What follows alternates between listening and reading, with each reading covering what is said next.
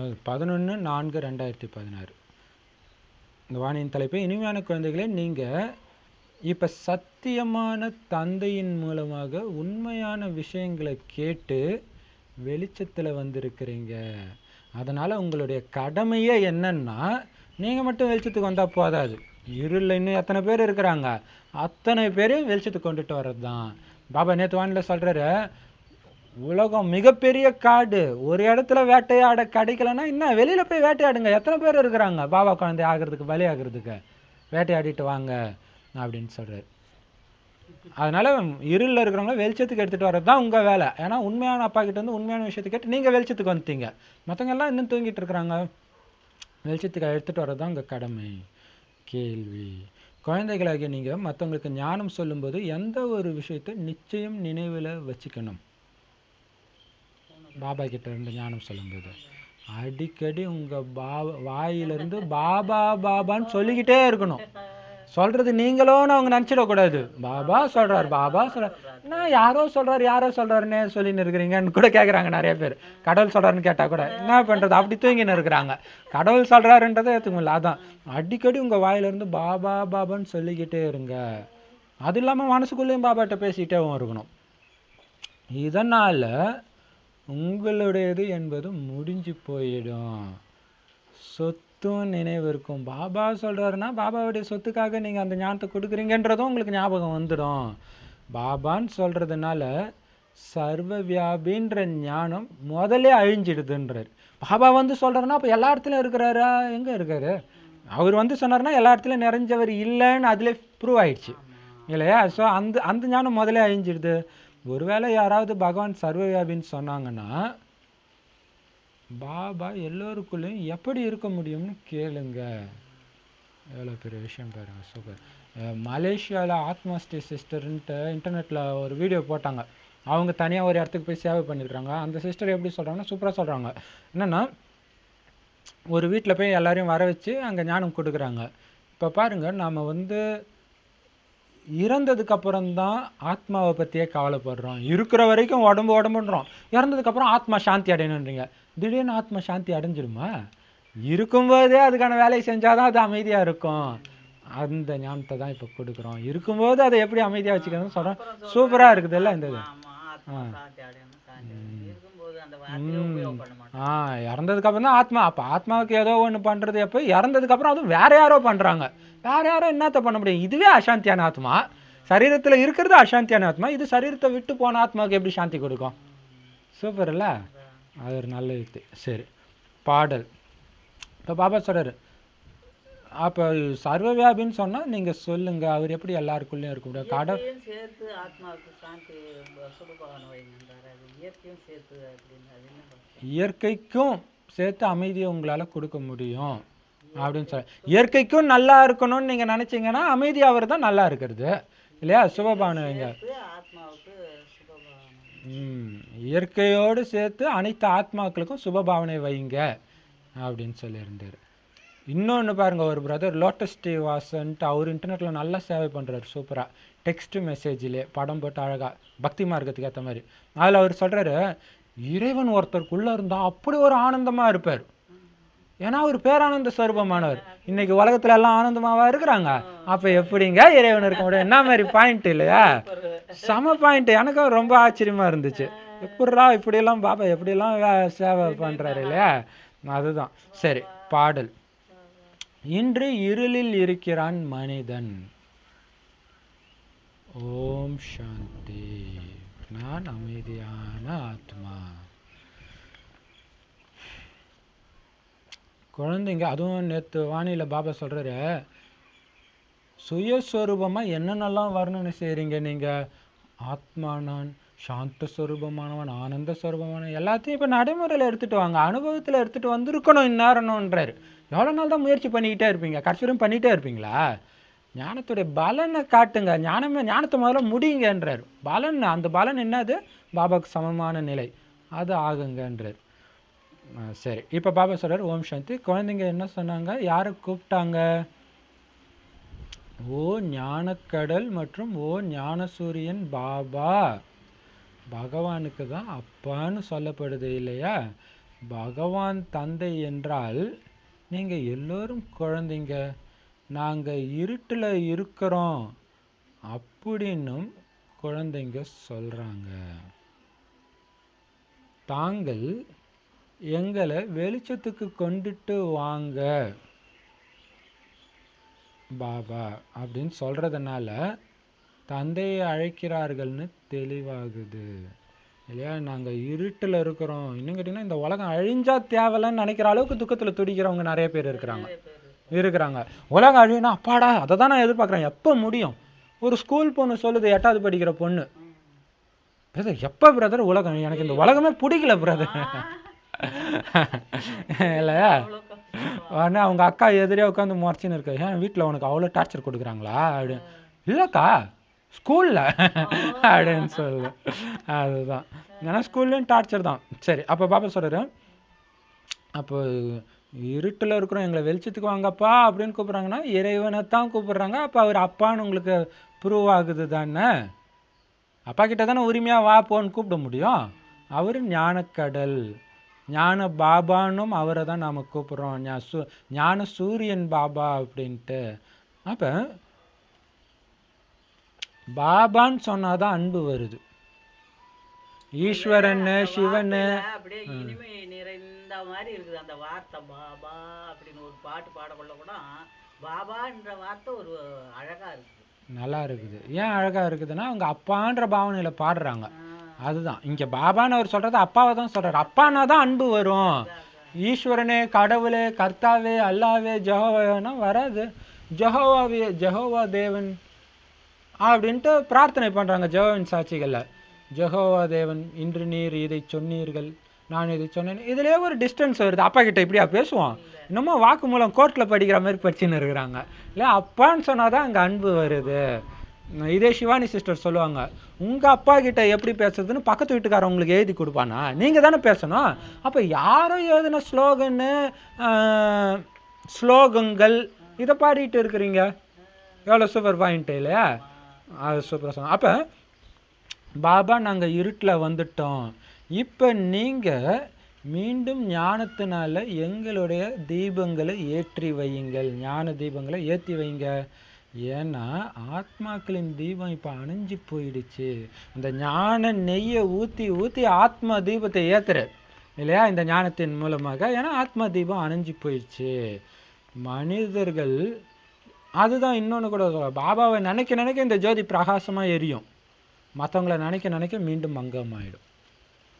அவ்வளோ பெரிய விஷயம். அதுக்கு தான் பாபா ஒருத்தரை தவிர எனக்கு வேற யாரும் கிடையாது. அதுக்கு தான் பாபா கிட்ட மட்டும் தான் பேசணும். பாபா கூட பேசுறது பெரிய விஷயம் இல்லை, பாபா கிட்ட மட்டும் பேசணும்.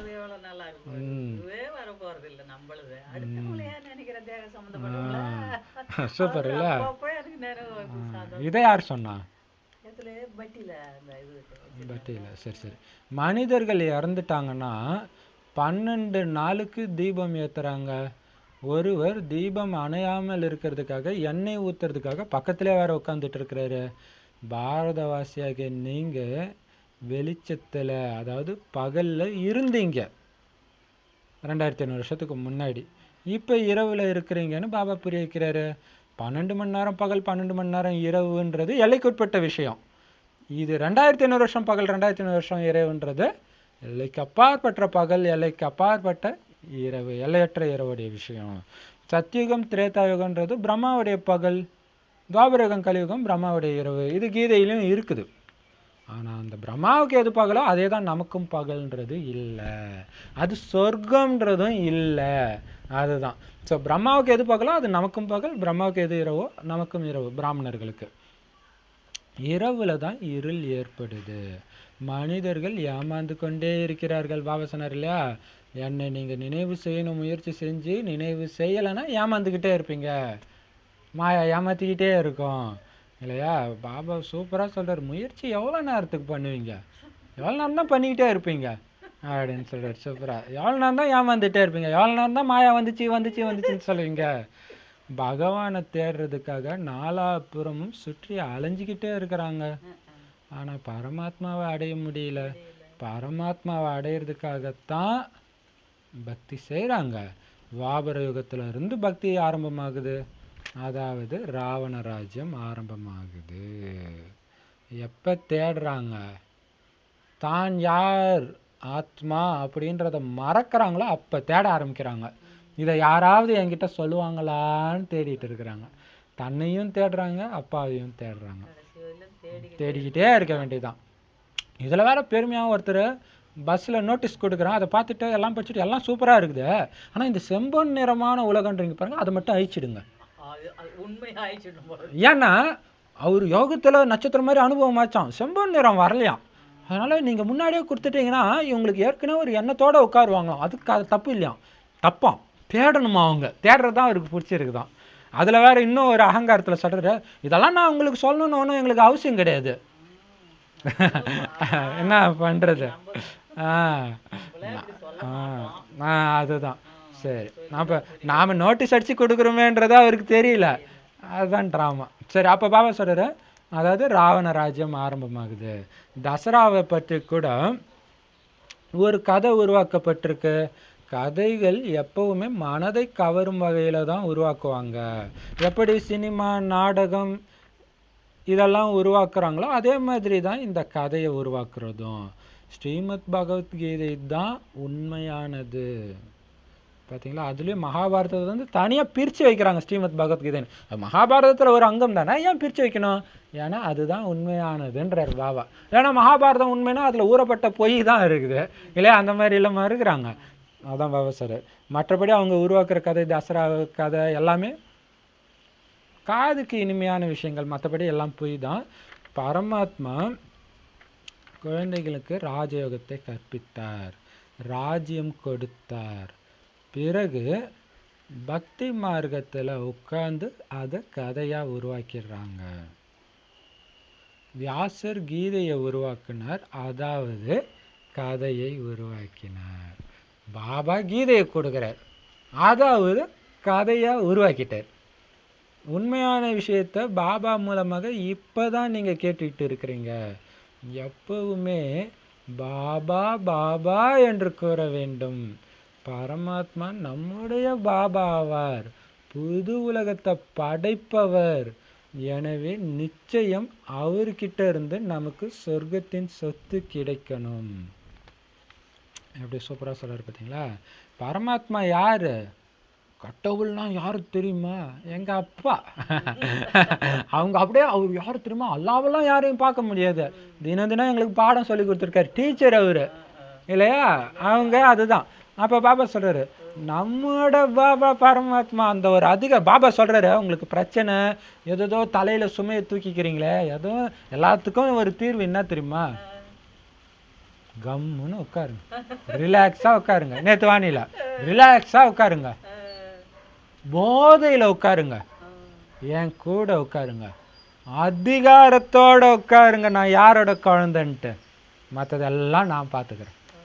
எப்படி? நீங்கள் எதுவும் பண்ண தேவையில்ல, சும்மா நிமித்தத்துக்கு தான் உங்கள் பேரை வச்சிருக்கிறேன். சொல்லுவாங்களே, இப்போ ஒரு அரசியலில் கூட ஒருத்தர் மெயின் ஆள் வந்து ஜெயிலுக்கு போயிட்டாங்க, ஏதோ ஒன்று நிற்கக்கூடாதுன்னா உடனே வேற ஒருத்தங்களை டம்மியாக நிற்க வச்சுட்டு, ஆனால் பின்னாடி இருந்து ஒருத்தர் தானே பண்ணுவார்.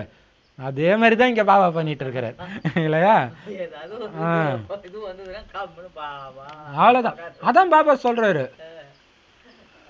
நான் உங்ககிட்ட சொல்ல நினைக்கிறேன் என்னன்னா, ஒரு பிரதர் சொல்றாரு, நவீன்ட்ட காலேஜ் தான் படிக்கிறாரு, எக்ஸாம் டைம்ல அவர் எதுவுமே படிக்காம போயிருக்கிறாரு.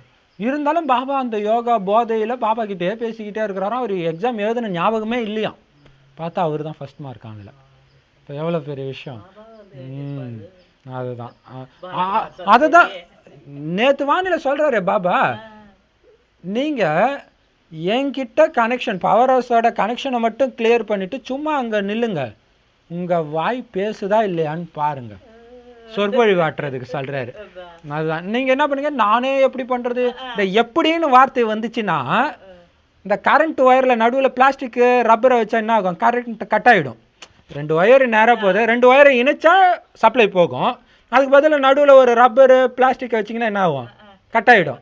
அந்த மாதிரி எப்படின்ற வார்த்தை வந்துச்சுன்னா நடுவில் நிறுத்திட்டீங்க, அவர்கிட்ட வந்து தூண்டுதல் கிடைக்கல உங்களுக்கு அப்படின்னு சொல்றது. எப்படின்றத வேலையை விட்டுருங்க, செல்றது பாபா. பாபா ஒரு விஷயத்த கொடுக்குறாருன்னா கண்டிப்பாக அவர் பண்ணுவார் தானே. மாமா அதானே சொல்லுவாங்க இல்லையா, ஒரு சிஸ்டர் போல ஒரு இடத்துக்கு பாபா போக சொல்லும்போது, நான் எங்கேயுமே வெளில போனதில்லை, நான் போல பாபான்னு போது மம்மா கூப்பிட்டு சொல்றாங்க அந்த சிஸ்டர், உன்கிட்ட சொல்றது யாரு, பாபா கண்டிப்பா உதவியும் பண்ணுவாரு, நீ போ. அதுதான். ஏன்னா சென்டர்லாம் பார்த்தீங்கன்னா எல்லா சென்டருக்குமே அடுத்த மாசத்து வாடகை எங்கேருந்து வரும்னு கூட அவங்களுக்கு தெரியாது. அப்போ முழுக்க முழுக்க நிச்சய புத்தியில இருக்கிறாங்க, அதனால தான் அவங்களுக்கு உயர்ந்த பதவி, சும்மா கிடையாது. ஏன் சரண்டர் ஆகிறதுக்கு எல்லாம் பயப்படுறாங்க, அந்த அளவுக்கு நிச்சய புத்தி இருந்தால் தான் ஆக முடியும். வருஷத்துக்கு ஒண்ணும் இல்லைன்னா கூட நம்ம பயந்து ஆ இல்லையா? இல்லையா, ஐயோ, என்ன பண்றது? அடுத்த அதுதான். வருஷத்துக்கு அமுத்தி வைப்பீங்க. அப்ப பாபா சொல்றாரு, புது உலகத்தை படைக்கிறவர் உங்களுடைய அப்பான்னா அவர்கிட்ட வந்து அந்த புது உலகம் தானே சொத்தா கிடைக்கும், சொர்க்கத்தின் சொத்து கிடைக்கணும் இல்லையா. இப்ப 84 பிறவிகள் அனுபவிச்சு கடைசியில நரகத்துல வந்திருக்கிறோம். குழந்தைகளே, பாரதவாசிகளாகிய நீங்க தான் சூரிய வம்சத்தினராகவும் சந்திர வம்சத்தினராகவும் இருந்தீங்க, உலகத்துக்கே அதிபதியாக இருந்தீங்க. இதுவும் பகவத்கீதையில வரும். ஸ்ரீகிருஷ்ணர் சொல்றார், நான் இதை சூரியனிடம் சொன்னேன், இதே ஞானத்தை மனுவிடம் சொன்னேன், சந்திரனிடம் சொன்னேன், அதுவாக நீ தான் இருந்தன்னு சொல்லியிருந்தா ஞானம் கரெக்டா வந்துட்டு இருக்கோம். சூரிய வம்சத்தினர் சந்திர வம்சத்தின்றத அதுல சூரியன் சந்திரன் சொல்லிட்டாங்க. அதுதான் இங்க சொல்றாரு, நீங்க தான் சூரிய வம்சத்தினரா இருந்தீங்க, சந்திர வம்சத்தினரா இருந்தீங்க, உலகத்துக்கே அதிபதியா இருந்தீங்க, வேற எந்த தர்மமும் கிடையாது. அதுக்கு தான் சொர்க்கம், கிருஷ்ணபுரி, விஷ்ணுபுரி அப்படின்னு சொல்லப்படுது. இது கம்சபுரி இப்ப இருக்கிறது. லக்ஷ்மி நாராயணனுடைய ராஜ்யம் இருந்ததுன்னு பாபா உங்களுக்கு நினைவுபடுத்துறாரு. பாபா தான் ஞானக்கடல், அமைதியின் கடல், பதித்த பாவனர். நீராலான கங்கை கிடையாது பதித்த பாவனம் இல்லையா, தூய்மையற்றவர்களை தூய்மையாக்குறது கங்கை கிடையாது, பாபா தான். கூடவே ஞானத்தின் கடலாகவும் அமைதியின் கடலாகவும் இருக்கிறார். அப்ப பாருங்களா, பாபா என்னவோ அப்படியே குழந்தைங்கன்னு நேற்று வானிலை சொல்றாரு. இப்ப பாபா அமைதி கடல், அப்ப கோடீஸ்வரனுடைய குழந்தை கோடீஸ்வரன் தான். எங்க அப்பா அமைதியின் கோடீஸ்வரன், இப்ப நானும் அமைதியின் கோடீஸ்வரன். என் அப்பா ஆனந்தத்தின் கோடீஸ்வரன், நானும் ஆனந்தத்தின் கோடீஸ்வரன். அப்படி இருக்கணும், அதுதான் பாபாக்கு சமமான நிலைன்றாரு. பாபா எதுக்கு அது கவலைப்படுறாரா கேட்கிறார் இல்லையா.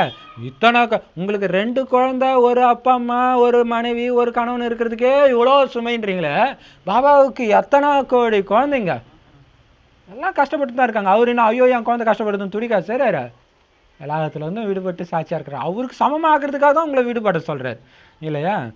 அது சொல்றாரு, சத்தியுகத்துல நீங்க போய் தேவதையா இருப்பீங்க, குஷியா இருப்பீங்க, அது பெரிய விஷயம் இல்ல. சங்கம யுகத்துக்குன்னு ஒரு பிராப்தி இருக்கு, அதை இப்பதான் நீங்க அனுபவிக்கணும், அதுதான் பாபாக்கு சமமான நிலைன்றார். அப்ப ஞானக்கடலாகவும் அமைதியின் கடலாகவும் பதித்த பாவனராகவும் பாபா இருக்கிறாரு. மற்றபடி கங்கை எல்லாம் இப்படி இருக்கிறது கிடையாது. அனைத்து மணப்பெண்களுக்கும் ஒரே ஒரு பகவான் தான் மணவாளன் ஆவார். எவ்வளவு பெரிய விஷயம் பார்த்தீங்களா. அப்ப பாத்தீங்கன்னா இதைத்தான் அங்க உல்டாவா காட்டிட்டாங்க மகாபாரதத்துல. 5 பேரும் ஒரே மனைவியை கட்டிக்கிட்டாங்கன்னு சொல்லிட்டாங்க. அது ஆணா காட்டிட்டனால பொண்ணுன்னு காட்டாங்க, அது கேட்க அசிங்கமா இருக்குது. ஆனா பாபா இப்ப சொல்றதே ஸ்தூலத்துல பாத்தீங்கன்னா இன்னும் ஐவருக்கும் அழியாத பத்தினின்னுவாங்க, ஐவருக்கும் அழியாத பத்தினி. அப்படியா பாத்தீங்களா. அப்ப அழிவற்ற கடவுளை தான் அங்க சொல்றாங்க. அங்க ஒரு பொண்ணுன்னு போட்டதுனால அது அசிங்கமா போயிடுச்சு இல்லையா. அது இங்க ஆக்சுவலா கொஞ்சம் அது பால் மாறி போயிடுச்சு. ஆண் பாலை பெண் பாலா, பெண் பால் ஆண் பாலா மாத்தியதுனால தெரியல. இப்ப அனைத்து மணப்பெண்களுக்கும் ஒரே பகவான் தான் மணவாளன், தூய்மையான மணவாளன் இல்லையா. இது மனிதர்களுக்கு தெரியாது. ஆகவே ஆத்மாக்களின் தந்தை யாருன்னு கேட்கப்படுது. கேட்டா குழம்பி போயிடுறாங்கன்னா ஆத்மாவுக்கு அப்பாவா, ஏன்னா ஆத்மானாலே அவங்களுக்கு தெரியாது, குழம்பிடுறாங்க. எங்களுக்கு தெரியாதுன்னு சொல்றாங்க. அட ஆத்மா, நீங்க உங்களுடைய அப்பாவை பத்தி தெரிஞ்சுக்கலையா? எப்படி பாபா சுருன்னு வாழைப்பழத்துல ஊசி வைக்கிற மாதிரி, நீங்க தானே ஆத்மா, உங்களுக்கே உங்க அப்பாவை தெரியாதா? அப்பா பேரு தெரியலன்னா அது எவ்வளவு அசிங்கம். எப்படி கேட்கிறாரு பாருங்க. இறை தந்தைன்னு சொல்றாங்க, அப்ப அந்த அப்பாவுடைய பேரு என்ன, ரூபம் என்ன? இறைவனை தெரிஞ்சிருக்க, இறை தந்தையே, ஹெவன்லி ஃபாதர், பரமபிதாவே சொல்றாங்களே, அவர் எப்படி இருப்பாரு, எங்க இருக்காரு, அவர் பேரு என்ன? எவ்வளோ சூப்பர் இல்லையா? அதான். அது தெரிஞ்சிருக்கிறீங்களான்னு கேட்குறீங்க. சர்வவியாபின்னு சொல்லிடுறாங்க. அட, குழந்தையுடைய தந்தை எப்படியாவது சர்வவியாபியா எப்பவாச்சும் இருக்க முடியுமா? சூப்பர் இல்லையா? ஒரு குருவி இருந்தாலும் குருவியுடைய அம்மா எல்லா இடத்துலையும் எப்படி இருக்க முடியும்? அதே மாதிரி தான் நம்மளுடைய இந்த உடம்புடைய அப்பாவும் எல்லா இடத்துலையும் இருக்க முடியாது. ஆத்மா தும்ம தோண்டு உடம்புக்குள்ளே தான், இந்த ஒளிப்புள்ளின்னு தெரியாட்டினா கூட உடம்புக்குள்ளே இருக்குதுன்னாச்சும் தெரியுது இல்லை? அப்போ உடம்புக்குள்ளே அடங்கக்கூடிய ஒரு பொருளுக்கு அப்பா மட்டும் எப்படி சர்வவியாபியாக இருக்க முடியும் இல்லையா? அப்போ பாபா சொல்கிறாரு,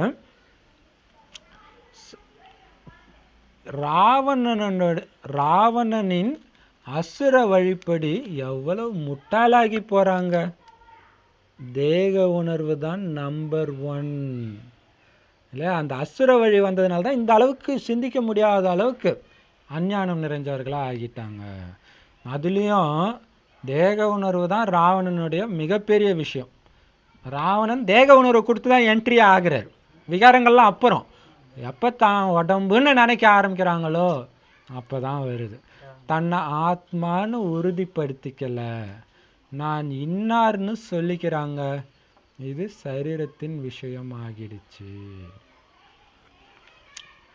அப்போ பாருங்க, நீங்கள் என்ன தெரியாதாங்க, நான் தாங்க இந்த ஏரியா எம்எல்ஏ. அப்போ எதை சொல்கிறாங்க? சரீரத்தை சொல்கிறாங்க. இப்போ இன்னாருன்னு அவங்க சரீரத்தின் விஷயத்தை தான் சொல்லிட்டு இருக்கிறாங்க. உண்மையில் தான் யார் என்பதை அவங்க தெரிஞ்சிக்கல. பாபா நேத்து வாணியில் ஒன்று சூப்பராக சொல்கிறாரு, வக்கீல் ஆகாதீங்க, நீதிபதி ஆகுங்க. வக்கீல் வாதாடி சின்ன சின்ன விஷயத்தெல்லாம் பெருசாக்கி விட்டுருவார். ஆனால் நீதிபதி ஒரு வினாடியில் ஆம் இல்லைன்னு தீர்ப்பு கொடுத்துருவார். அந்த மாதிரி நீங்கள் இது மன்மத்தா ஸ்ரீமத்தா ஒரு வினாடியில் டக்குன்னு பகுத்தறிஞ்சிட்டு ஸ்ரீமத் படி நான் போகணுன்னு முடிவு எடுத்துடுங்க அப்படின்னு சொல்கிறார். எவ்வளோ விஷயம் இல்லை? அதுதான் பாபா சொல்கிறாரு, நான் நீதிபதி, நான் இது நான் அது அப்படின்னு சொல்லிக்கிட்டே இருக்கிறாங்க. ஆனால் இது எல்லாம் தவறு. நான் மற்றும் என்னுடையது என்பது 2 விஷயங்கள் ஆகும். சூப்பராக சொல்கிறாரு பாருங்க. இதுதான் சிவானி சிஸ்டர் சொல்லுவாங்க, இந்த சட்டை என்னது, இது நான் கிடையாது. சட்டை என்னது தானே, இதை நான் சொன்னால் ஒத்துக்குவீங்களா? அது மாதிரி ஆத்மாவுடைய சட்டை உடம்பு. எனக்கு என் உடம்பு சரியில்லை, என் கால் வலிக்குதுன்னு நீங்கள் நான் வலிக்கிறேன்னு நான் சொன்னீங்க? சூப்பராக சொல்கிறேன். அவங்க எப்படி சூப்பராக இந்த ஞான பாயிண்ட்டை சிந்தனை பண்ணி அவங்க சொல்கிறாங்க சிவானி சிஸ்டர். அப்போ நான் வேற என்னுடையதுன்றது 2 விஷயம். என்னுடையதையே நான் நீங்கள் சொல்லின்னு இருக்கிறீங்க, என்னுடைய உடம்புன்னு சொல்கிறதையே நான் சொல்லிட்டு இருக்கிறீங்க. அப்போ பாருங்க, நான் பொண்ணு நான் பையன், நான் பொண்ணு பையன் கிடையாது. என் உடம்பு பொண்ணுடைய உடம்பு, என் உடம்பு பையனோட உடம்பு, நான் ஆத்மா. அதுதான். அப்போ பாபா சொல்கிறாரு, ஆத்மா அழிவற்றது, உடல் அழியக்கூடியது, பெயர் உடலுக்கு தான் வைக்கப்படுது. அப்போ பாருங்க, இந்த ஞானம் ஈஷா யோகா ஜக்கி வாசுதேவுக்கும் அவருக்கு புரிஞ்சிச்சு. பட் ஆனால் டைரெக்டாக சொல்ல மாட்டாரு. என்ன சொல்கிறாரு, ஒரு ஜாரை எடுத்து அதுலேருந்து நான் தண்ணியை கொஞ்சம் குடிச்சேன்னா இந்த தண்ணி தான் நான்னா நீங்கள் சிரிப்பீங்க. அந்த மாதிரி தானே உடம்பு வெளியிலேருந்து தானே வந்துச்சு, சாப்பிட்டு தானே வந்துச்சு. இதை எப்படி நான் சொல்கிறேன்? ஆனால் நான் ஆத்மான்ற விஷயத்த மட்டும் சொல்ல மாட்டேறாரு. அப்போ நான் யார் தேடலாம் வாங்க அப்படி போகிறார். அவருக்கு தெரியும் பாபா ஞானம் எல்லாம் போய் கொடுத்துருக்குறாங்க, கொடுத்துட்டா அவருக்கு பொழப்பு போயிடுமே, அதனால் இப்படி பண்ணிட்டு இருக்கிறாங்க. சரி, அப்போ பாபா சொல்கிறாரு, அப்படி சுற்றி வளைச்சு சொன்னால் தான் மக்களுக்கு பிடிக்குது. டைரெக்டாக சொன்னால் நான் அது புள்ளியா பைத்தியக்காரத்தனமாக இருக்குதுன்றாரு ஒருத்தர். அதே அவங்க 1000 ரூபாய் கொடுத்து வாங்கினீங்கன்னா, அதே மாதிரி லோட்டஸ் ஸ்ரீவாசன் பிரதர் ஒன்று சொல்லி, முற்றிலும் இலவசமாக இறைவனால் மட்டும்தான் ராஜயோகம் கற்றுக் கொடுக்க முடியும், அது இலவசமாக பிரம்மகுமாரி சென்டரில் இருக்க. இலவசமா நாங்கள் நம்பிட்டோம் அப்படின்னு ஒருத்தர் கமெண்ட் போடுறாரு. இலவசம்னா அவ்வளோ நக்கலாக இருக்குது அவங்களுக்கு. அதுதான், தண்ணியை நான் குடிச்சிட்டு அந்த தண்ணியாக நான் ஆகிட்டேன்னா சிரிப்பீங்கல்ல, தண்ணி இப்போ உடம்பு ஆயிடுச்சு இல்லை, அதனால அவர் அப்படி சுற்றி வளைச்சு சொல்கிறது கவர்ச்சிகரமாக. அப்போ பாபா சொல்கிறாரு, நான் வேற என்னுடையது வேற, ஆத்மா நான் அழிவற்றது, உடல் என்னுடையது அழியக்கூடியது. என்னுடையது எல்லாம் அழியக்கூடியது, ஆனால் நான் அழியக்கூடிய ஒன்று கிடையாது. அப்போ என்னுடையது அழியாத ஒன்று இருக்குதுன்னா அது பாபா மட்டும்தான் இல்லையா? பேர் உடலுக்கு தான் வைக்கப்படுது, ஆத்மாவுக்கு எந்த பேரும் வைக்கிறது கிடையாது. என்னுடைய பேர் சிவன் தான். ஒரு சிஸ்டர் பாருங்க, அவங்களுக்கு ஆத்ம உணர்வு வரணுன்றதுக்காக, அவங்க பேரே நல்ல பேர் தான், சாந்தி தான். ஆத்ம உணர்வு வரணும் அப்படின்றதுக்காக என்ன பண்ணாங்க, அவங்க பேரையே மாற்றி ஆத்மா ஸ்ரீன்னு வச்சுட்டாங்க. எல்லாரும் ஆத்மா ஆத்மானே கூப்பிடுறாங்க. ஸோ பேரு நினச்சிட்டு கூப்பிடுறாங்க, அவங்களுக்கு ஈஸியாக ஆத்ம உணர்வு வந்துடுது. சூப்பர், நல்ல யுக்தி இல்லையா? அதுதான் இப்போ பாபா சொல்றாரு, பேர் உடலுக்கு தான் வைக்கிறாங்க, ஆத்மா கிடையாது. ஏன்னா ஆத்மாவா வந்து எந்த காரியமும் நீங்க செய்யலை, நடிப்பு செய்யலை. ஆத்மா மேலே தூங்கிட்டுருங்க. சிவன் மட்டும்தான் ஆத்மாவா வந்து காரியம் செய்யறதுனால ஆத்மாக்கு சிவன் பேர். என்னுடைய பேர் சிவன் தான். சிவ ஜெயந்தி கூட கொண்டாடுறாங்க. இப்போ நிராகாரருடைய ஜெயந்தி எப்படி இருக்க முடியும்? அப்போ பாருங்க, சரீரமற்றவர் எப்படி பிறந்திருக்க முடியும்? நீங்க பிறந்த நாள் கொண்டாடுறீங்க. அப்போ அவர் யாருக்குள்ளேயோ வந்திருக்கணும். யாருக்குள்ள வராரு யாருக்கும் தெரியல இல்லையா? வந்தா தானே பிறந்த நாள். கிருஷ்ணர் உடம்பு இருக்குது, பிறந்தாருன்னா ஓகே. சிவன் எப்படிப்பா பிறந்திருப்பாரு? இப்போ வந்து தான் இருக்கணும். சரீரமற்ற ஒருத்தர் வந்திருக்கணும். கொண்டாடுறீங்களே, எப்படி வந்திருக்கிறாரு அது உங்களுக்கு தெரியல. இப்போ இதில் இருக்கிற ஒரே ஒரு பாயிண்ட்டை வச்சு கூட நம்ம புரிய வைக்கலாம். ஒன்றுத்துக்கும் அவ்வளோ பாயிண்ட்டை கொடுக்குறாரு இல்லையா? இன்னைக்கு ஃபுல்லாக எவ்வளோ கொடுக்குறாரு பாருங்க. அனைத்து ஆத்மாக்களுக்குமே பேர் ஆத்மா தான். இந்த ஆத்மா அந்த ஆத்மாலாம் கிடையாது, ஆத்மா தான் பேர். பரமாத்மாவுடைய பேர் சிவன். மற்ற எல்லோருமே சாலி கிராமங்கள். ஆத்மாக்கள் எல்லோரும் குழந்தைங்க. ஒரு சிவன் தான் அனைத்து ஆத்மாக்களுக்கும் தந்தை. அவர் தான் எல்லையற்ற தந்தை. அவரை தான் எல்லோருமே எங்களை தூய்மையாக்க வாங்கன்னு கூப்பிடுறாங்க. நாங்கள் துக்கத்தில் இருக்கிறோன்னா ஆத்மா தான் கூப்பிடுது. ஏன்னா துக்கத்தில் தான் எல்லா ஆத்மாக்களும் இறைவனை நினைக்கிறாங்க. மேலும் இதே குழந்தைங்க சுகத்தில் இருக்கும் பொழுது, அதாவது சொர்க்கத்தில் இருக்கும் பொழுது யாருமே நினைக்கல பாபாவை. யாரையுமே நினைக்கல, பாபாவுன்னு இல்லை, யாரையுமே நம்ம நினைக்கல. ஜாலியாக இருந்தோம் இல்லையா? ஒரு அந்த மாதிரி ஒரு பிக்னிக் மாதிரி தான் இந்த உலகத்துக்கு வரும். ஜாலியாக இருக்கிற வரைக்கும் நினைக்கல. துக்கம்னு வரும்போதும் ஐயோ நம்மளை யார் கூப்பிட்டு வந்ததுன்னு தேடிட்டு இருக்கிறோம். அப்போ ராவணன் தான் உங்களை துக்கமுடையவராக மாற்றி இருக்கிறான். இந்த ராவணன் தான் உங்களுடைய பழைய எதிரி. ஏன்னா சுகம் இருந்ததே மறக்க வச்சிருக்கிறான்னா அவன் என்ன மாதிரி எதிரி அப்படின்னு பாபா புரிய வைக்கிறாரு. இப்போ நாடகத்தில் இந்த விளையாட்டு உருவாக்கப்பட்டிருக்க எந்த விளையாட்டு? சுக துக்கத்தின் விளையாட்டு. அதனால் இப்போ எல்லோரும் இருளில் இருக்கிறாங்க. இருட்டில் தள்ளினது யாரு? ராவணன். அதனால தான் ஞான சூரியனே வாங்க, எங்களை வெளிச்சத்துக்கு கொண்டுட்டு போங்க அப்படின்னு கூப்பிடுறாங்க. ஏன்னா பாரதம் ஒரு காலத்தில் சுகம் நிறைந்த சுகதாமமாக இருந்துச்சு. அப்போ யாரும் அவரை கூப்பிடல. கிடைக்காத பொருள்னு ஒன்று இல்லவே இல்லை சொர்க்கத்தில். அப்படி இருந்தது. இன்னும் 20 வருஷத்தில் அந்த உலகத்தில் நாம் இருக்க போகிறோம். எல்லாம் மறந்துடும். இந்த மாதிரி இடத்துல உட்காந்து இதுக்கெல்லாம் படித்தவன்லாம் தெரியாது. எவ்வளோ பெரிய விஷயம் இல்லையா? அப்போ சங்கமேகம் தான். பாபா சொல்றாரு, இங்கே தான் ஓ சாந்தி தேவான்னு கதறாங்க. சாந்தியை கொடுப்பவனே வா. சினிமா பாட்டு கூட எங்கே நிம்மதி இருக்குது அங்கே எனக்கு ஒரு இடம் வேணும்ன்ட்டு எழுதுறாங்க இல்லையா? அப்போ இங்கே அது எப்படி இங்கே கிடைக்கும்? அங்கே தான் கிடைக்கும், அல்லது சுகதாமத்தில் கிடைக்கும். உங்களுடைய சுய தர்மமே அமைதிதான் பாபா புரிய வைக்கிறாரு. அப்போ இருக்கும் இடத்தை விட்டு இல்லாத இடம் தேடி அலைகின்றாய் என்றது அமைதியை குறிக்கிறது, ஆண்டவனை குறிக்கிறது கிடையாது. ஆண்டவன் ஒன்றும் உள்ள கிடையாது. அவங்க தவறுதலாக ஆண்டவன் உள்ள இருக்கிறாரு, அதை விட்டு ஏன் வெளில தேடுறேன்ட்டாங்க. அப்போ உங்களுடைய சுய தர்மமே அமைதி தான் பாபா புரிய வைக்கிறாரு. அது கழுத்தின் மாலையாகும். ஆத்மா சாந்தி தாமத்தில் வசிக்கக்கூடியதாகும். சாந்தி தாமத்திலிருந்து சுகதாமத்துக்கு போகுது. அங்கேயோ சுகமே சுகம்தான். நீங்கள் அங்கே கதற வேண்டிய அவசியமே கிடையாது. துக்கத்தில் தான் இரக்கம் காட்டுங்க. கண் இல்லையா கடவுளே, துக்கத்தை இன்னைக்கு சுகம் கொடுக்குற தந்தையே வாங்க அப்படின்னு கதறீங்க. சிவபாபா இனிமையான பாபா மீண்டும் வாங்கன்னு கூப்பிடுறாங்க. இவ்வளோ கதரை விட்டுட்டு வரவே இல்லைன்னா அவர் கடவுளா? வருவார் தானே? நிச்சயமாக வருகிறார். அப்போ தான் சிவ ஜெயந்தி கொண்டாடுறாங்க. ஸ்ரீகிருஷ்ணரோ சொர்க்கத்தின் இளவரசன், அவருடைய ஜெயந்தியும் கொண்டாடுறாங்க. ஆனால் கிருஷ்ணர் எப்போ வந்தாருன்னு யாருக்கும் தெரியல. ராதை கிருஷ்ணர் தான் சுயம்வரத்துக்கு பிறகு லக்ஷ்மி நாராயணன் ஆகிறாங்கன்னு தெரிஞ்சுக்கல. அவங்க என்ன சொல்லிட்டாங்க, நாராயணனுடைய ஒரு அவதாரம் கிருஷ்ணன் அப்படி புரிஞ்சுக்கிறாங்க. அதனால தான் நாராயணனுக்கு எந்த கதையும் கிடையாது. நாராயணனுக்கு கதை எழுதி இருந்தாங்கன்னா நாராயணனே அசிங்கப்படுத்தியிருப்பாங்க. ஆனால் பாபா சொல்றார் நாராயணனுக்கு எந்த நிந்தனையும் இல்லை, கிருஷ்ணருக்கு தான் நிந்தனை பண்ணிட்டாங்க அப்படின்னு சொன்னார்.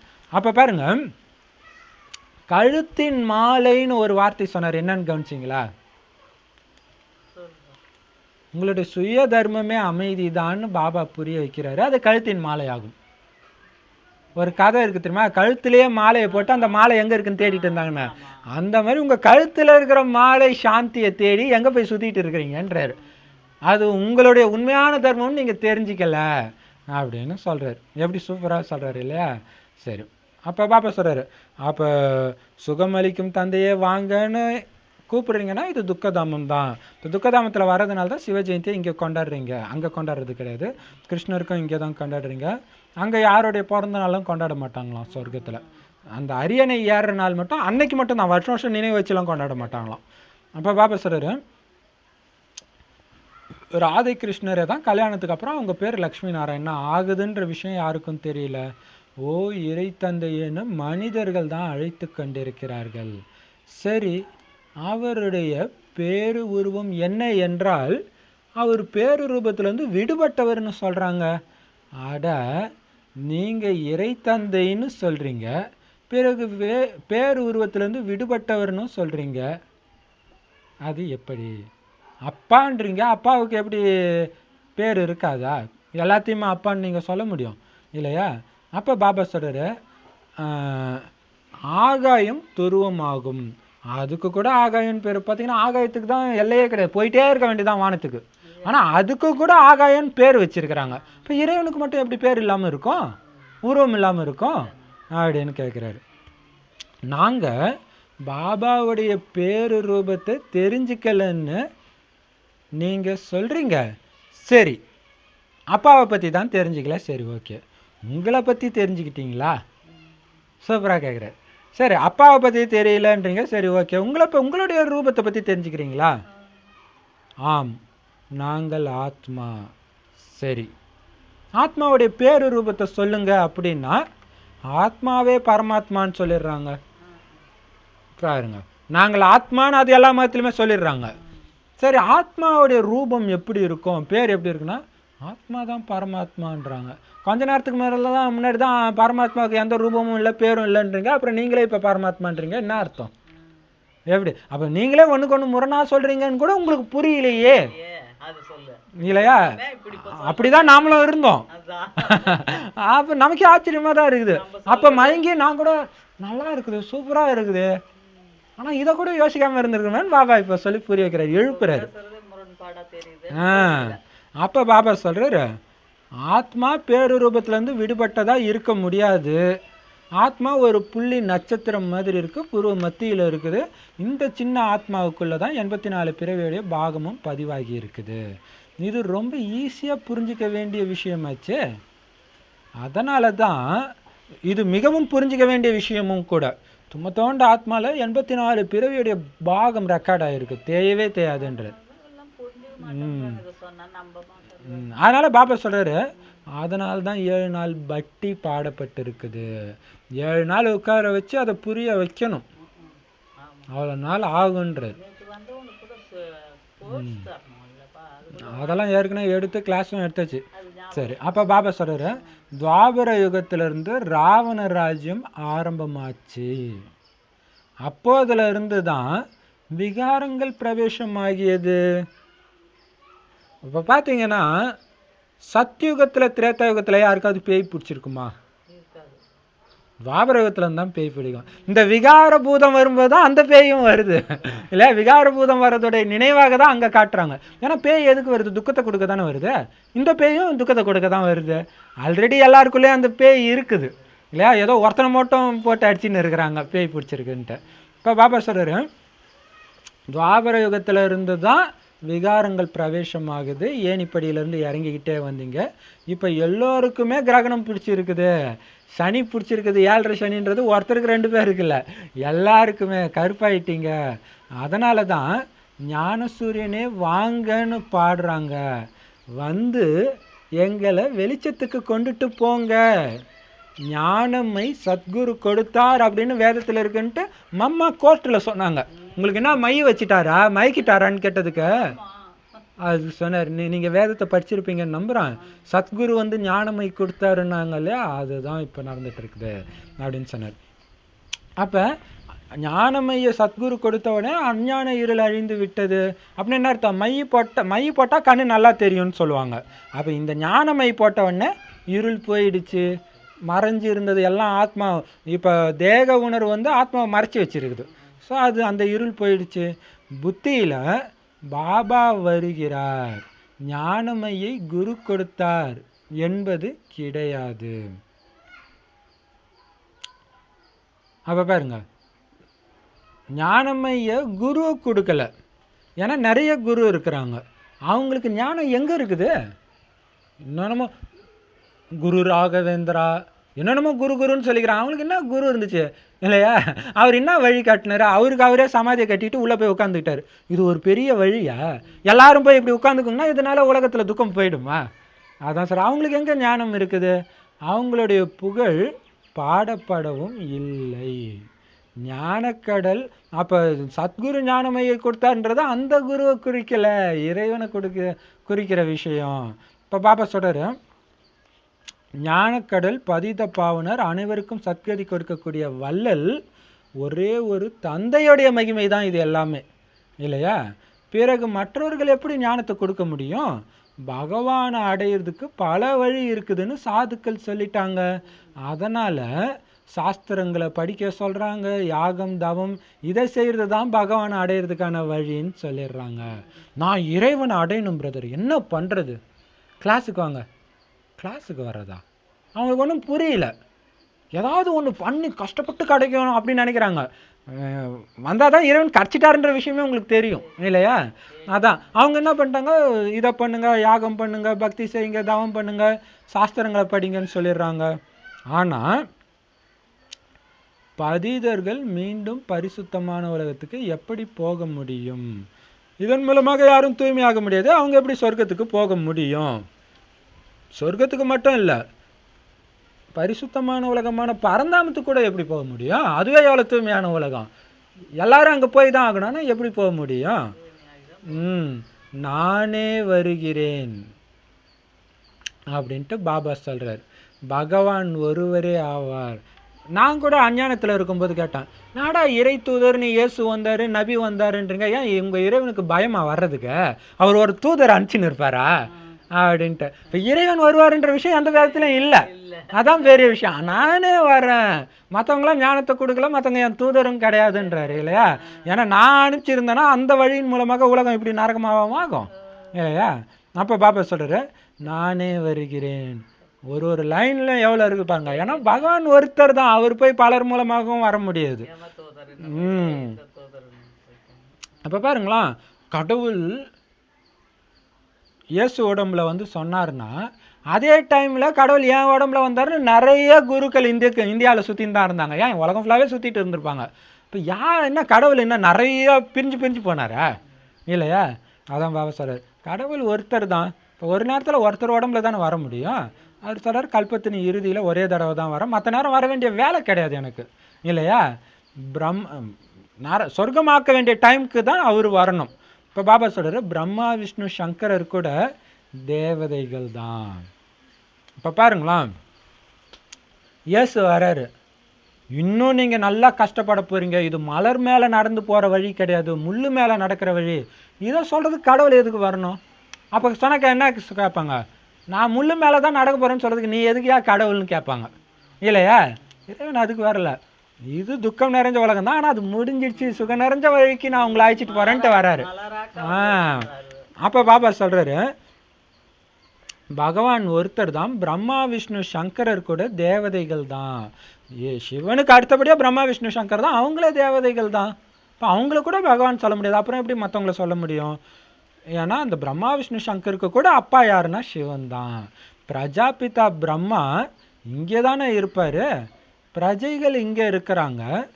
பிரஜாபிதா பிரம்மா குமாரி அமைப்பு என்று பேரு கூட எழுதப்பட்டு இருக்குது. எனவே குழந்தைங்க ஆகிட்டாங்க, நிறைய பிகே இருக்கிறாங்க. இப்ப பிரஜாபிதா பிரம்மா குமாரினால பிரஜாபிதா பிரம்மாவோட குழந்தைங்கள ஆயிட்டாங்க இல்லையா? நிறைய பிகேஸ் பிரம்மகுமாரிகள் இருக்கிறாங்க.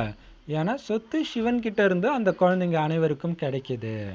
பிரம்மா கிட்ட எந்த சொத்தும் கிடையாது. சிவத்தந்தைக்கு சரீரம் இல்லாத காரணத்தினால பிரம்மாவை தாயாக்கி குழந்தைங்களுக்கு சொத்து கொடுக்குறாரு. சொத்து தாத்தா கிட்ட இருந்து, அதாவது சிவன் நமக்கு அப்பா பிரம்மானா பிரம்மாவுக்கும் அப்பா சிவனா நமக்கு தாத்தா ஆயிடுறாரு. அவர்கிட்ட இருந்து தான் சொத்து கிடைக்குது. பிரம்மா மூலமாக அமர்ந்து சொர்க்கத்துக்கு போறதுக்காக தகுதி ஆக்குறாரு நம்மள. பிரம்மா மூலமாக குழந்தைகளை தத்தெடுக்கிறாரு. பாபா நாங்கள் உங்களுடையவர்களே தான், உங்ககிட்ட இருந்து ஆஸ்தி அடையிறோம் அப்படின்னு குழந்தைங்களும் சொல்றாங்க. பிரம்மா மூலம் விஷ்ணுபுரி ஸ்தாபனை ஆகுது. சிவபாபா ராஜயோகம் சொல்லி தருகிறார். பாருங்க, பிரம்மா மூலமா தான். இப்போ இது சூப்பரா இல்லை, அங்கே ஒரு போட்டி நடந்துச்சுன்னு பக்தியில் கதை வரும் இல்லையா, பிரம்மா பெரியவரா விஷ்ணு பெரியவரான்னு சிவன் கிட்ட போனாங்க அடிமுனியை காணுங்கன்ட்டு. இப்போ பிரம்மா மூலமாக தான் விஷ்ணுபுரியே ஸ்தாபனை ஆகுது. அப்போ அந்த ரீதியில் பார்த்தா பிரம்மா தான் பெரியவர் இல்லையா. அப்போ விஷ்ணு அங்கே வந்து ஆட்சி செய்கிறார், ஆனால் அது உருவாக்குறதே பிரம்மா தான். ஆனால் ரெண்டும் ஒரே ஆத்மா தான், அது வேற விஷயம். அப்போ பாபா சொல்கிறார், அப்போ பெரியவர் சிவன் மட்டும்தான். அந்த கதையில் சொன்னதும் கரெக்டு தான். அப்போ சிவபாபா ராஜயோகம் சொல்லி கொடுக்குறாரு. ஸ்ரீமத், அதாவது உயர்ந்ததிலும் உயர்ந்த பகவானுடைய கீதையாகும். இன்னைக்கு வானிலை தானே சொல்றாரு, அந்த ஒரு கீதை மட்டும்தான் உயர்ந்தது, சத்தியம் வந்து மற்ற அனைத்தும் பொய் அப்படின்னு சொல்லியிருந்தார் இல்லையா. அதான் பாபா சொல்றாரு, ஸ்ரீமத்து தான் உயர்ந்ததிலும் உயர்ந்த பகவானுடைய கீதை. பகவான் ஒரே ஒரு நிராகாரர், சரீரம் இல்லாதவர். குழந்தைகளாகிய நீங்க 84 பிறவிகள் எடுத்தீங்கன்னு பாபா புரிய வைக்கிறாரு. ஆத்மாவும் பரமாத்மாவும் நீண்ட காலமாக பிரிஞ்சிருந்தது. நீண்ட காலம் என்றால் பாரதவாசிகள் தான் அப்படி இருந்தாங்க, வேற எந்த தர்மமும் கிடையாது. ஏன்னா அவங்க தான் முதல்ல பிரிஞ்சாங்க. கிறிஸ்தவர்கள் இறைவனை விட்டு பிரிஞ்சு எத்தனை வருஷம் ஆயிடுச்சு? 2000 வருஷம் தான் ஆகுது. நாம தான் 5000 வருஷம் முன்னாடியே அவரை விட்டு வந்துட்டோம். இப்போ நீண்ட காலமாக பிரிஞ்சிருந்த குழந்தை யாரு? நாம தான். தந்தை கிட்ட, ஏன்னா முதல்ல நீங்கள் தான் பிரிஞ்சு வரீங்க. தந்தை கிட்ட இருந்து பிரிஞ்சு இங்கே நடிக்கிறதுக்காக வந்திருக்கிறாங்க. பாருங்க, முதல்ல பிரிஞ்சவங்களுக்கு தானே அப்பாவுடைய வலி தெரியுது, பிரிஞ்ச வலி தெரியுது இல்லையா. ஒருத்தர் வந்தாரு, நான் தான் உங்க அப்பான்னாரு. கிறிஸ்தவர்களெல்லாம் அப்பா ஏசப்பா ஏசப்பான்னு போறாங்க. முஸ்லிம்கள்லாம் நபி தான் எங்களுக்கு உண்மையான இது அப்படின்றாங்க. இந்துக்களுக்கு என்ன ஒண்ணுமே புரியலன்னா, நமக்கு யாருமே இல்லை, நாம மட்டும் தேடிக்கிட்டே இருக்கிறோம், அனாதையா இருந்திருக்கிறோம், யாரு என்னன்னே தெரியாம இருந்திருக்கிறோம். அப்ப இறைவன் வந்தவொடனே டக்குன்னு ஓடி போயிடுறோம், பிரிஞ்சிருந்துமே அப்படின்னு அது துடிச்சு போயிடுறோம். அவன் பாபா சொல்றாரு, தந்தையிடம் இருந்து பிரிஞ்சு இங்க நடிக்கிறதுக்காக வந்திருக்கிறீங்க. ஓ ஆத்மாக்களே, இப்ப தந்தையாகிய என்ன நினைங்க, உங்களை நான் அழைச்சிட்டு போறேன்னு பாபா சொல்றாரு. இதுதான் நினைவு யாத்திரை அல்லது யோக அக்னி ஆகும் இல்லையா. ஜுவாலாமுகி சொரூபம்னா என்ன அர்த்தம்? அந்த யோக அக்னி, எரிமலை யோகம்ன்றாங்க. அதுக்கு எரிமலை எப்படி நெருப்புக்கு, அந்த மாதிரி நீங்க எரிஞ்சிட்டு ஆத்மஸ்வரூபத்திலே இருக்கணும்ன்றது. அப்ப அதுக்கு உங்களை ஆத்மான்னு புரிஞ்சுட்டு என்ன நினைங்க. அதை தான் சொல்றாரு, ஆத்மாக்களே என்ன நினைங்கன்றார். இப்போ நீங்க ஆத்மான்னு புரிஞ்சுட்டு என்ன நினைங்க. இதுதான் நினைவு யாத்திரை அல்லது யோகாக்னி. உங்களுடைய தலைமையில இருக்கக்கூடிய பாவங்களின் சுமை இந்த யோகாக்னியினால தான் எரிஞ்சு போகும். ஓ இனிய குழந்தைகளே, நீங்க பொன் யுகத்திலிருந்து இரும்பு யுகத்துக்கு வந்துட்டீங்க. 5000 வருஷத்துல பிறவி எடுத்து இப்ப என்ன நினைச்சு மீண்டும் அந்த பொன் யுகத்துக்கு போங்க. இது புத்தியோடைய வேலை அல்லவா. இப்ப உங்களுக்கு கை கால்னால செய்யற வேலையெல்லாம் கிடையாது.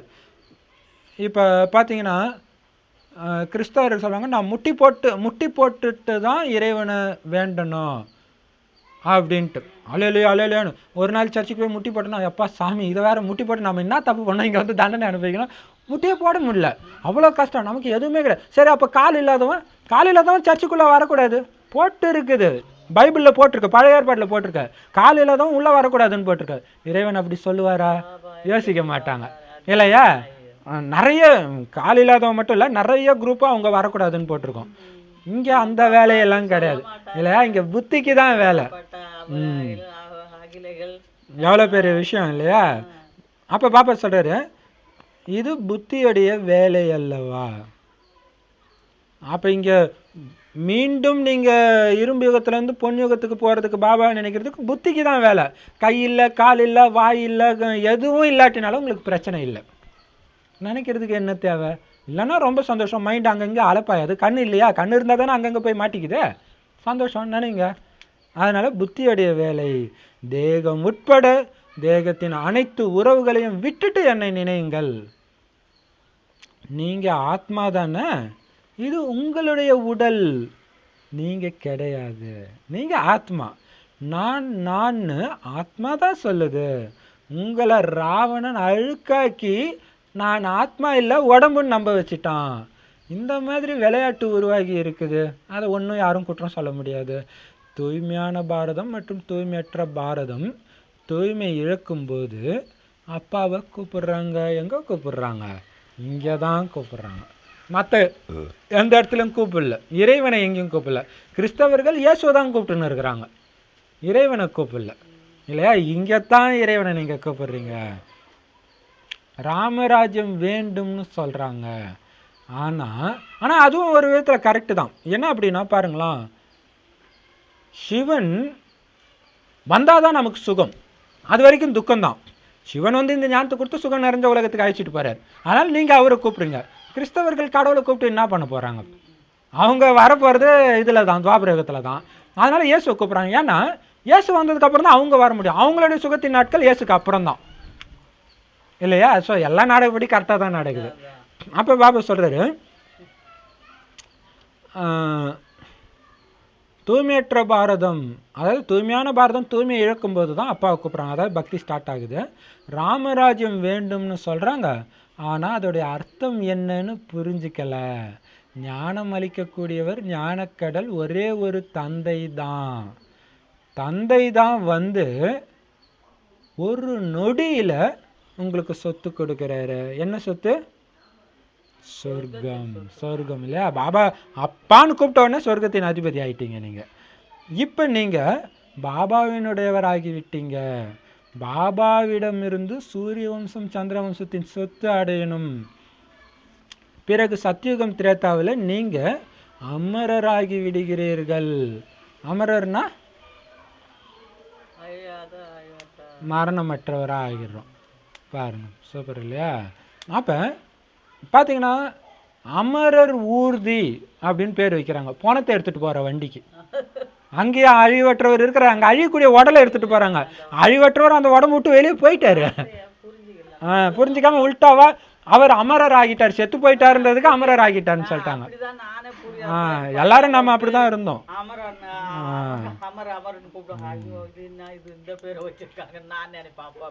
அமர்நாத் இல்லையா? அதுதான் அவங்க என்ன அர்த்தத்துல ஆரம்பத்துல சொன்னாங்கன்னா, அமரர் ஆகி விட்டாருன்னா இப்ப அழியக்கூடிய உடல்ல இருந்து விலகி அழிவற்ற ஒருத்தரா ஜோதியா கலந்துட்டாங்க அப்படின்ற அர்த்தத்துல சொல்லியிருக்கிறாங்க. அங்க இன்னார் இறந்துட்டாங்கன்னு சொல்ல மாட்டாங்க சொர்க்கத்துல. சத்தியுகத்துல அகால மரணம்ன்றதே கிடையாது. ஏன்னா நீங்க காலன் மீது வெற்றி அடையிறீங்க. துக்கத்துடைய பேரே அங்க இருக்காது. யமன் மேல வெற்றி அடையிறீங்க இல்லையா? துக்கத்துடைய பேரே அங்க இருக்காது. ஆனா யமன் மேல அங்க வெற்றி அடையிறீங்க, இங்க வெற்றி அடையிறீங்க. அதோட அவன் 2500 வருஷத்துக்கு எட்டி பார்க்க மாட்டான். அதனால துக்கத்துடைய பேரே இருக்காது. அதுக்கு தான் சுகதாமம்னு பேரு. நான் உங்களுக்கு சொர்க்கத்தின் ராஜ்ய பதவியை கொடுக்கிறேன் அப்படின்ட்டு பாபா சொல்றாரு. துக்கமே இல்லாட்டினாலே சுகமாக தான் இருப்பீங்க. இதுதான் பெரிய விஷயம். இப்போ இந்த தேக உணர்வுகள் தான் உங்களுக்கு துக்கத்தை கொடுக்குது. அதனால தான் ஆத்மாவுடைய உண்மையான சொரூபம் ஆனந்தம். இறைவன் அந்த ஆனந்த சொரூபமாகவே இருக்கிறார். இப்போ அந்த சொரூபமாக ஆக்கிட்டு போயிறாரு. அதான் இங்கே பாபா சொல்றாரு, அங்கே துக்கத்தின் பேரே இருக்காது. அதனால தான் அது பேர் சுகதாமம். உங்களுக்கு சொர்க்கத்தின் ராஜ பதவி, அந்த சுகம் நிறைஞ்ச உலகத்துல ராஜ பதவி வேற கொடுத்துட்டு போறார். அங்க நிறைய பொருட்கள் இருக்குது. பக்தி மார்க்கத்துல கோயில்களை கட்டுறாங்க அப்படின்னா அந்த சமயம் கூட எவ்வளவு செல்வம் இருந்தது. அந்த காலத்துல கட்டின கோயில்லாம் உள்ள போகவே அப்படியே பிரமிப்பா இருக்கும். இப்போ எவ்வளவு செல்வம் இருந்திருக்கும். அதாவது அந்த கோயில்ல இருக்கிற நகையெல்லாம் கொள்ளடிச்சிட்டு போனா கூட அந்த கோயிலுக்குள்ள போகும்போது அப்படி ஏதோ ஒரு சொர்க்கத்துக்கு போற மாதிரியே இருக்குது. பெரிய பெரிய சிவன் கோயில் ஒரு சில ஊர்லலாம் பார்க்கும்போது அவ்வளோ பிரம்மாண்டம். திருவண்ணாமலை கோயிலே எம்மா பெருசு இருக்குது இல்லையா? அப்போ பாபா சொல்றாரு, பாரதம் எப்படி இருந்தது, எவ்வளோ செல்வம் இருந்திருக்கும். இப்போ பாருங்க, பக்தி மார்க்கத்திலே உங்ககிட்ட அவ்வளோ செல்வம் இருந்துச்சுன்னா எப்படி இருந்திருக்கும் பாரதம். மற்ற அனைத்து ஆத்மாக்களும் நீங்க சுகபோகத்துல இங்க இருக்கும்போது நிராகார உலகத்துல தூங்கிட்டு இருந்தாங்க பரந்தாமத்துல. உயர்ந்ததிலும் உயர்ந்த பாபா இப்ப சொர்க்கத்தை உருவாக்கி கொண்டிருக்கிறாருன்னு குழந்தைங்க தெரிஞ்சுக்கிட்டீங்க. உயர்ந்ததிலும் உயர்ந்தவர் சிவபாபா. அவருக்கு அடுத்தபடியாக உயர்ந்தவர்கள் யாரு? உயர்ந்ததிலும் உயர்ந்தவர் சிவபாபா. அவருக்கு அடுத்ததா அடுத்தவர் கிருஷ்ணர். சூக்ஷ்ம வதனவாசிகள் பிரம்மா விஷ்ணு சங்கர். சொல்றாரு இல்லையா, உயர்ந்ததிலும் உயர்ந்தது மூலவதனம், அடுத்தது சூக்ஷ்மவதனம், அடுத்ததுதான் சத்தியுகமே இல்லையா. ஏன்னா இவங்க மூலமாகத்தான் அவங்க வராங்க. அப்ப பிறகுதான் இந்த உலகம். பாபா சொல்றாரு பாருங்க, உயர்ந்ததிலும் உயர்ந்த சிவபாபா, அதுக்கு அடுத்ததா பிரம்மா விஷ்ணு சங்கர், அடுத்த. அப்ப டெஸ்ட் வைக்கணும்னா இதை வைக்கணும். சூப்பர் இது இல்லையா, பார்ப்போம். சரி, பாபா சொல்றாரு, ஞானத்தினாலதான் குழந்தைகளாகிய உங்களுக்கு சத்கதி சொர்க்கம் கிடைக்குது. ஞானம், பக்தி மற்றும் வைராக்கியம்னு பாடப்படுது. பழைய உலகத்தின் மீது வைராக்கியம் வருது. ஏன்னா சத்யுகத்தின் ராஜ்ய பதவி கிடைக்குது. இப்ப குழந்தைகளை என்னை மட்டும் நினைவுங்கள்னு பாபா சொல்றார். என்னை நினைவு செஞ்சீங்கன்னா நீங்க என்கிட்ட வந்துடுவீங்க, நல்லது அப்படின்னு சொல்றாரு. அப்ப பாருங்க, ஞானம், பக்தி, வைராக்கியம்னா இப்ப நமக்கு இருக்கிறது என்னது? இந்த மூணுத்துல ஞானம், பக்தி, வைராக்கியம். இப்ப நமக்கு இருக்கிறது வைராக்கியம் இல்லையா. இந்த வைராக்கியம் ஃபுல்லா வந்துருச்சுன்னா ஞானம் நிறைஞ்சவர். அதுக்கப்புறம் தான் ஞானம். அதுதான் ஞான மார்க்கம், சொர்க்கம் தான். இது ஞானம் அடைய அடைய அடைய அடைய இந்த ஞானத்தின் பலம் தான் ஞான மார்க்கம்ன்றாங்க. இப்ப இன்னும் நம்மள ஞானின்னு சொல்ல முடியாது. வைராக்கியம் வந்துகிட்டே இருக்கு. இன்னமும் நீங்க மாயா கிட்ட மாட்டிக்கிட்டே இருந்தீங்கன்னா உங்களை ஞானின்னு சொல்ல முடியாதுன்றாரு. அப்ப பழைய உலகத்தின் மீது வைராக்கியம் வருது. பாபா சொல்ற துக்கத்தை தானே இது கொடுத்துட்டு இருக்குது தொடர்ந்து. அப்ப அதையே ஏன் நினைச்சிட்டு இருக்கிறீங்க இல்லையா? சின்ன விஷயத்த நினைச்சு பெருசாகின்னு இருக்கிறீங்க அப்படின்றாரு. அப்ப சுகத்தை கொடுக்கக்கூடிய விஷயத்த பாபா சொல்றாரு, அதை மட்டுமே சிந்தனை பண்ணுங்க. நேற்று வானிலை எப்படி சொல்லியிருந்தாரு, மாடு சாப்பிட்டு அசை போடலன்னா அதுக்கு வியாதி, அதே மாதிரி நீங்களும் ஞானத்தை அசை போடலன்னா வியாதி தான். சூப்பர் இல்லையா? அப்பதான் புலம்பிட்டு இருப்பீங்க. அதனால பாபா சொல்றாரு, சத்தியுகத்தின் ராஜ்ய பதவியே கிடைக்குதுன்னா அது அந்த சத்தியுகத்தின் சொத்து மேலதான் உங்களுக்கு அன்பு இருக்கணுமே தவிர ராவணனுடைய சொத்து மேல வெறுப்பு தான் வரணும். உங்களுக்கு வைராக்கியம் தான் இருக்கணும். இப்ப குழந்தைகளை என்னை மட்டும் நினைவு செய்யுங்க, அப்ப சொத்தும் ஞாபகம் வந்துடும். என்ன நினைவு செஞ்சீங்கன்னா தான் நீங்க என்கிட்ட வருவீங்க. சூப்பர் இல்லையா? ஓம் சாந்தி. சரி, இனிமையிலும் இனிமையான காணாமல் போய் வெகு காலம் கழித்து கண்டெடுக்கப்பட்ட செல்லமான குழந்தைகளுக்கு தாயும் தந்தையுமாகிய பாப்தாதாவின் அன்பு நினைவுகள் மற்றும் காலை வணக்கம்.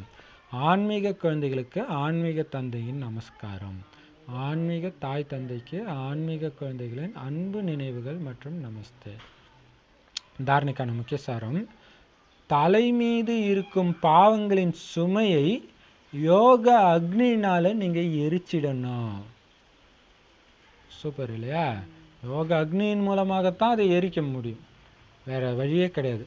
புத்தியினால தேகம் உட்பட, உங்க தேகம் உட்பட அனைத்து தேகத்தின் அனைத்து உறவுகளையும் விட்டுட்டு ஒரு தந்தையத்தான் நினைக்கணும். அப்பதான் குஷியா இருப்பீங்க, இல்லைன்னா சுமையாயிடும், லேசா இருப்பீங்க. அழைக்கிறதுக்கோ பாபாவை கூப்பிடுறதுக்கோ அல்லது கதறுவதற்கோ பதிலாக உங்களுடைய அமைதியான சுய தர்மத்துல நிலைச்சிருங்க. அமைதி குடுன்னு கேட்காதீங்க, அது உங்க கழுத்துல தொங்கிட்டு இருக்குதுன்றார். கழுத்து மணி மாலை, கழுத்துல மாட்டின மாலையை எங்க தேடிட்டு இருக்கிறீங்க? உங்களுடைய சுய தர்மமே அமைதி தான், அதுல நிலைச்சிருங்க. அது பாபா போன 2 வாரத்துக்கு முன்னாடி சொன்னார்பாங்க, ஞாயிற்றுக்கிழமை வானிலை சாரத்துல நிலைச்சிருந்து விஸ்தாரத்துக்கு வந்தீங்கன்னா விஸ்தாரத்தின் கவர்ச்சியில மாட்டிக்க மாட்டீங்கன்னாரு இல்லையா. நான் ஆத்மான்றதுல இருந்துட்டு இந்த டிராமாவை பாருங்க, உங்களுடைய பாகத்தை நடிங்கன்றார். அப்ப அமைதி உங்க கழுத்துடைய மாலை. பரவாயில்ல, இப்ப விளக்கம் கொடுத்துட்டாரு இல்லையா, உள்ள இல்லை இதுல விளக்கம் கொடுத்துருக்காங்க. தேக உணர்வுல வந்து நான் மற்றும் எனதுன்ற வார்த்தையை சொல்லக்கூடாது. அதுல இன்னொரு அர்த்தம், நான் வேற எனது வேற இல்லையா. தன்னை ஆத்மான்னு உறுதிப்படுத்திக்கணும். உடம்பு என்னோட உடம்பு, ஆனா நான் ஆத்மா அப்படின்னு உறுதிப்படுத்திக்கணும்.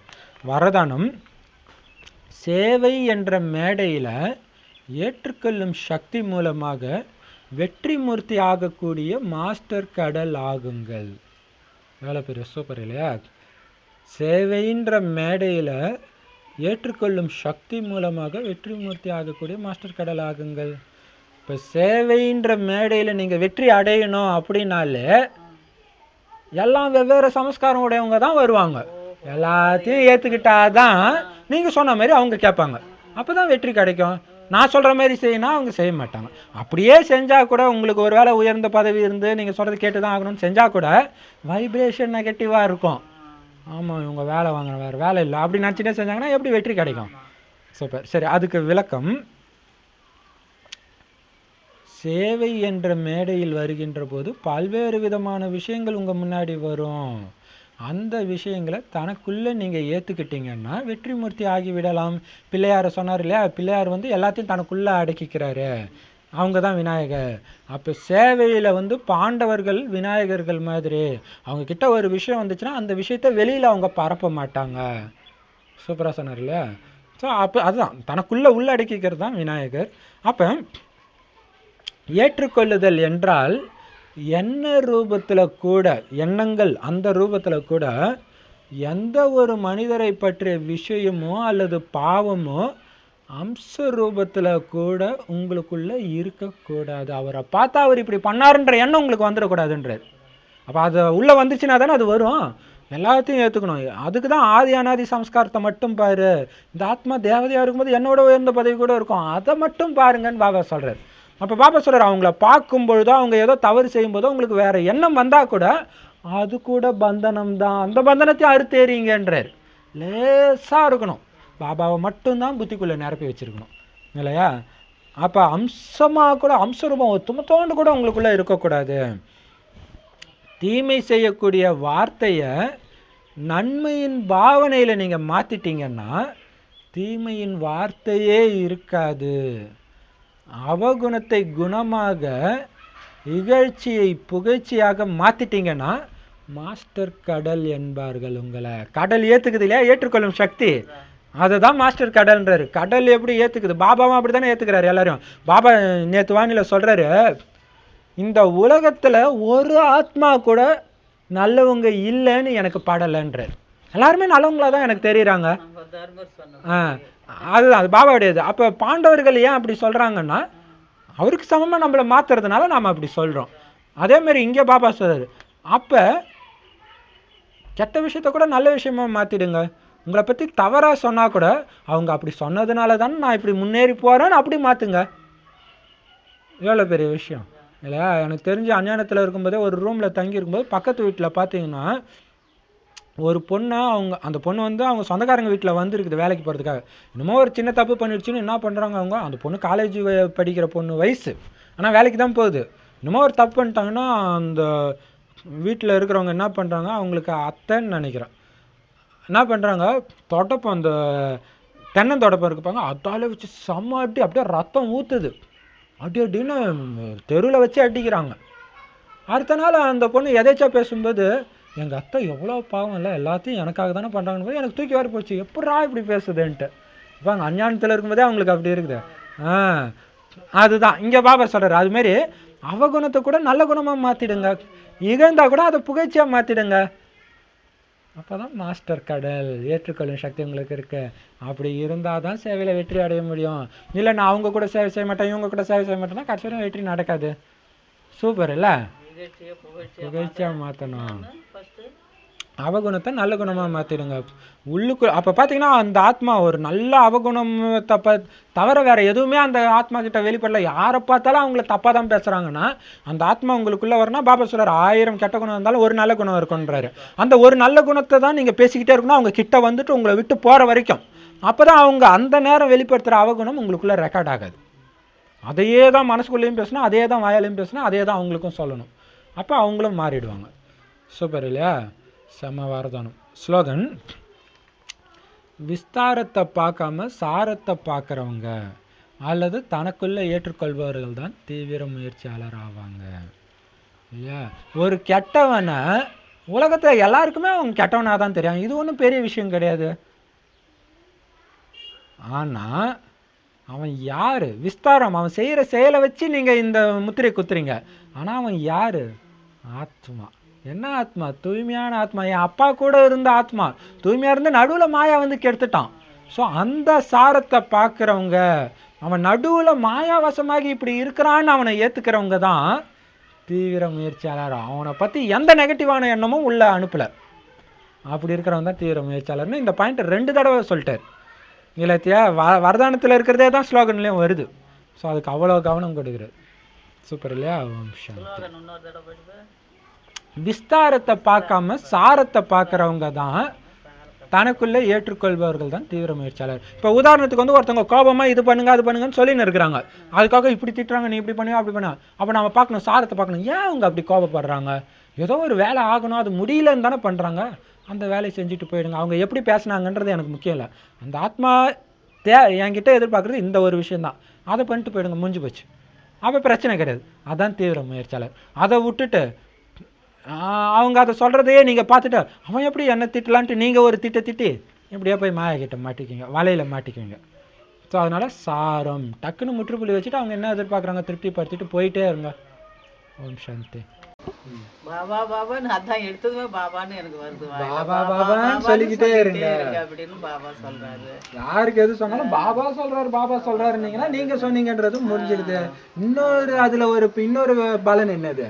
பாபா பாபான்னு சொல்றதுனால, பாபா பாபான்னு சொல்றதால நம்மளுக்கு சர்வ வியாபின்ற ஞானம் அழிஞ்சிடுது, முதல்ல முடிஞ்சு போயிடுது அப்படின்னு சொன்னாரு. அப்புறம் என்ன சொன்னாரு? ஞானக்கடல், அமைதியின் கடல், பத்தித்த பாவனர் இருந்தது பாபாவுடைய மகிமை. இது பிரம்மா விஷ்ணு சங்கருக்கும் கிடையாது. ஏன்னா அவங்களும் சூக்ஷ்மவதனவாசிகளை தவிர அவங்க கடவுள் கிடையாது. நிராகாரத்தை தான் கடவுள்னு சொல்றோம். இன்னொன்னு பாபா சொல்றாரு, சத்தியமான தந்தையின் மூலம் சத்தியமான விஷயத்தை கேட்டு வெளிச்சத்துக்கு வந்துட்டீங்க. இப்ப உங்களுடைய கடமை என்ன? மற்றவங்களையும் வெளிச்சத்துக்கு எடுத்துட்டு வர்றது. ஏன்னா எல்லாம் இருள்ல இருக்கிறாங்க. எப்ப இந்த இருள் ஆரம்பமாச்சு? இருள் ஆரம்பம் வந்து துவாபர யுகத்துல இருந்து இருள் ஆரம்பமாச்சு. இருட்டுல போய் இருக்கிறேன் பாபா, என்ன தீபத்தை ஏற்றி வைங்க, மங்கி போயிருக்கு அப்படின்னு பாபா சொல்றாங்க. இப்படி சொல்றாங்க. ஸோ துக்கத்துல தான் நீங்க இப்படி கத்துறீங்க, சொர்க்கத்துல இப்படி பண்ண மாட்டீங்க. ஏன்னா துக்கத்துக்கான விஷயமே இருக்காது. வேற என்ன சொன்னாரு? சிவனுடைய ஜெயந்தி கொண்டாடுறாங்க. எப்போ வருவாரு, எப்போ வந்திருப்பாரு, எப்படி வந்தாருன்றது இன்னமும் மக்களுக்கு தெரியல. வந்தாதானே பிறந்த நாள் கொண்டாடுவாங்க. வந்ததால தானே பிறந்த நாள் கொண்டாடுறாங்க. நீங்க தான் 84 பிறவி எடுத்திருக்கிறீங்க. இப்ப பாத்தீங்கன்னா அவங்க பாட்டுக்கு இஷ்டத்துக்கு தசராவுக்கு ஒரு கதை, கீதைய கூட வியாசர் வந்து ஒரு கதையாக்கிட்டாரு. ஆனா உண்மையிலே உயர்ந்தது எதுன்னா பகவத்கீதை தான். அது பகவான் சொல்றதுதான் உண்மையான கீதை. ராவணன் அசுர வழிப்படியாகி முட்டாளாகிட்டோம். பாபா சொன்னார் இல்லையா, அப்பா எப்படிப்பா பேரு ரூபம் இல்லாம இருப்பாரு. அந்த அளவுக்கு முட்டாளாக்குனது ராவணன். அதுக்கு முக்கியமான காரணம், நம்பர் 1 காரணம் என்னது? தேக அபிமானம். ஆத்மான்னு புரிஞ்சிருந்தா ஆத்மாவுக்கு ஒரு அப்பா இருப்பாருன்னு புரிஞ்சிருக்கீங்க. தேகம் நினைச்சதுனால இறந்ததுக்கு அப்புறம் ஆத்மா கலந்துருச்சு, அவரும் கலந்துட்டாரு, அப்படி புரிஞ்சுக்கிறீங்க. யாரு கேட்டாலும் அப்பாவை பத்தி தெரியலன்றீங்க. சரி உங்களை பத்தி சொல்லுங்கன்னா ஆத்மான்றீங்க. அதோடைய பேரு ரூபம் சொன்னா ஆத்மா தான் பரமாத்மான்னு சொல்லிடுறீங்க. அது எப்படி அப்படி பேர் ரூபத்துல இருந்து விலகி இருக்க முடியும்? ஆகாயத்துக்கே ஒரு பேர் இருக்கு இல்லையா? எல்லா பொருளுக்குமே பேர் இருக்குது. ஒரு பொருள் இல்லவே இல்லைன்னா தான் பேர் இருக்காது. ஆனா நான் நீதிபதி, நான் டாக்டர், நான் வக்கீல்னு எதை சொல்றாங்க? உடம்பதான் சொல்லிட்டு இருக்கிறாங்க. உண்மையில நீங்க யாரு? ஆத்மா அப்படின்னு சொன்னாரு. அப்ப லட்சுமி நாராயணன் யாரு அப்படின்னு உலகத்துல யாருக்கும் தெரியல. ராதே கிருஷ்ணன், லட்சுமி நாராயணன் தெரியல உலகத்துல. இன்னொன்னு, சாந்தி கொடி சாந்தி தேவன் கதறிட்டு இருக்கிறீங்க. ஆனா உங்க கழுத்துலயே சாந்தி மாலையை, உங்களோட சுய தர்மம், உண்மை ஒரிஜினல் குணமே அதுதான். எவ்வளவு சூப்பரான விஷயம் இல்லையா? இது சிவானி சிஸ்டர் கூட ஒரு மாதிரி நல்லா சொல்லியிருந்தாங்க. எல்லாருமே அமைதியை தான் தேடி அலையிறாங்க. சண்டைய வர்றதுல இருந்து எல்லாருமே எதுக்காக வருது? அமைதிக்காக தானே ஆகுறாங்க. ஏன்னா அவங்களுடைய உண்மையான தர்மம் இருக்கும்போது அந்த அமைதியை தேடி தான் போறாங்க. சர்வ வியாபின்றாங்கள வந்து ஒருத்தருக்கு ஏன் இப்போ கீதையை சொல்றாரு? அப்படி சர்வ வியாபியா இருந்தா கீதைய சொன்னார் இல்ல, வானில வந்தது ஒருத்தர் வந்து கீதையை படிக்கிறாருப்பா, சொல்லி கொடுக்குறாரு, ஞானத்தை சொல்றாருன்றது சர்வ வியாபியா இருந்தா ஏன் ஒருத்தர் வந்து சொல்றாரு? எப்படி வந்து சொல்ல முடியும் அப்படின்னு பாபா சொல்றாரு. சொற்பொழி சொல்லதான் பாபா பாபான்னு சொல்லுங்க அப்படின்னு ஃபர்ஸ்ட் எடுத்து சொல்லிட்டாரு. துவாபர யுகத்துல இருந்து தான் விகாரங்கள் பிரவேசமாகுது, கிரகணம் பூச்சிக்குது. வெளிச்சத்துக்கு போங்கன்னு அழுவுறீங்க. ஞானமைய குரு கொடுக்கல, சத்குரு இறைவன் கொடுக்கிறாரு அப்படின்னு சொன்னாரு. சாஸ்திரங்கள் இறைவன் அடையிறதுக்கான வழின்னு என்னென்ன சொன்னாங்க? சாஸ்திரத்தை படிக்கிறது, யாகம் பண்றது, தவம் பண்றது. ஆனா அதன் மூலமாகலாம் பாபா சொல்ற அசுத்தமான ஆத்மா சுத்தமான உலகத்துல இறைவன் கிட்ட எப்படி போக முடியும்? அப்ப இறைவனே வராரு, வந்துதான் அந்த வழியை சொல்றாரு அப்படின்னு சொல்றாரு. அடுத்தது என்ன சொல்றாங்க? புரிஞ்சு என்ன நினைவு பண்ணுங்க, தேக சம்பந்தங்களை மறந்துட்டு முக்கியமான விஷயம் இதுதான். சமட்டி அடிக்கிற மாதிரி அடிக்கிறது, சொல்றது அதுலதான் எல்லாமே இருக்குது இல்லையா? தேக சம்பந்தங்களை மறந்துடுங்க அப்படின்னு பாபா சொல்லி நம்ம ஆத்மான்னு உணர்ந்து என்னை நினைவு பண்ணுங்க, அப்பதான் உங்ககிட்ட இருக்க சுமையெல்லாம் இந்த யோகா அக்னியில எரிஞ்சிடும் அப்படின்னு அப்புறம் ஒரு தடவை அது ஒண்ணு சொன்னார் இல்லையா? இன்னொன்னு, ஆத்மா பரமாத்மா பிரிஞ்சு வெகு காலம் ஆச்சுன்றது யாரை குறிக்குதான்? பாரதவாசிகளை தான் குறிக்குது, மத்தவங்களை குறிக்கல. நம்ம தான் ரொம்ப காலமா பிரிஞ்சு இருக்கிறோம். அதனால தந்தையாக என்னை நினைவுங்கன்றதுதான் நினைவு யாத்திரை, யோக அக்னி எல்லாமே அப்படின்னு சொன்னாரு. அடுத்தது என்ன சொன்னாரு? நீங்க அமரர் ஆயிடுறீங்க இந்த ஞானத்தின் மூலம். ஒரு நொடியில காலன் மேல வைக்கிற துக்கத்துக்கான எந்த பொருளும் அங்க இருக்காது. நீங்க துக்கம் கொடுக்கக்கூடிய எந்த விஷயமும் அங்க இருக்காது அப்படின்னு சொன்னாரு. அப்ப கோயில துவாப பக்தி மார்க்கத்துல கட்டும் போதே அவ்வளவு செல்வம் இருந்துச்சுன்னா அங்க எவ்வளவு செல்வம் இருந்திருக்கும் இல்லையா? அந்த செல்வத்துல சுகபோகமா இருக்கும்போது அவங்க நிராகார உலகத்துல இருந்தாங்க. ஞானம், பக்தி, வைராக்கியம். சரி, வரதானம் என்ன சொன்னாரு? சேவையில வெற்றி அடையணும்னா ஏற்றுக்கொள்ளும் சக்தி இருக்கணும். அப்புறம் வந்து அவகுணத்தை பார்க்காம ஒரு சின்ன கெட்ட விஷயம் கூட அம்சத்துல கூட உங்களுக்கு இருக்கக்கூடாது. பெரிய விஷயம், சாதாரண விஷயம், சாதாரண விஷயம் கிடையாது. அது அப்பயே நன்மையா மாத்தினும், டக்கு டக்குன்னு மாத்தினும், நன்மையா மாத்தினுன்ற அது ஒரு கலை. தீமையை நன்மையா மாத்துற கலை பெரிய கலை இல்லையா? ஒரு படம் தெனாலின்னு ஒரு படம், கமல் படம். அதுல அவனை கொலை பண்றதுக்காக அவனுடைய மச்சான் வந்து பாம்பை கட்டுவான். அவன் எந்த அளவுக்கு பாசிட்டிவா இருப்பான் கமல்னா, அவருக்கு வந்து பயம் இருக்கும்.